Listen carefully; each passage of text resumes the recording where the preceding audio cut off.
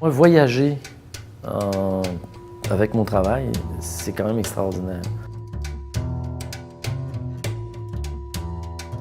Quand on est venu me voir ici pour le projet de réalisation de la sculpture sur le golfe au Maroc, à ce moment-là, je n'avais aucune idée de ce que pouvait être l'implantation d'une œuvre dans un site tel que celui-là. J'étais très surpris d'abord du lieu, parce qu'en fait, c'est un désert qui a été transformé en golfe, où plusieurs œuvres contemporaines vont être installées. Et c'est assez innovateur.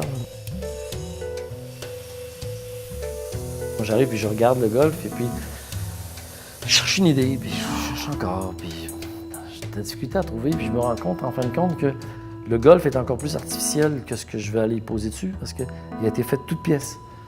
Et de là, à ce moment-là, est venue l'idée de cette sculpture où il fallait absolument qu'elle fasse référence au nomadisme, qu'elle soit le genre nomade. Et c'est pour ça qu'on retrouve une roue qui est remplie de pierres. Donc, c'est comme une tribu qui se déplace, qui arrive à un lieu, qui s'installe quelque part, ils mettent leur tente, leur campement, donc il y a quelque chose qui existe à ce moment-là, d'un seul coup, ils remballent tout, puis ils s'en vont. Donc, c'est pour ça que la deuxième pièce fait référence à la forme du terrain, lorsque la première, c'est vraiment la roue. Alors, ce qu'on ne sait pas dans cette histoire, est-ce que les pièces arrivent ou est-ce qu'elles partent?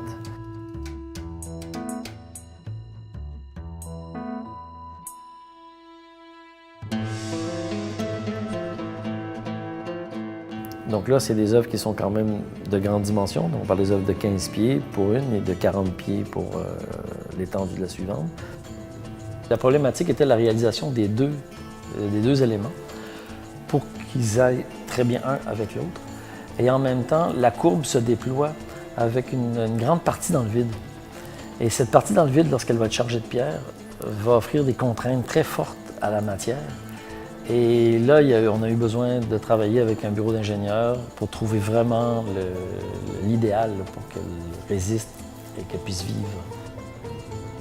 Les pierres sont ramassées là-bas. Et les pierres, en fait, viennent de la montagne, donc de l'Atlas. La partie de l'œuvre qui est construite ici, à Montréal, n'est qu'une petite partie, en fait, de l'élément.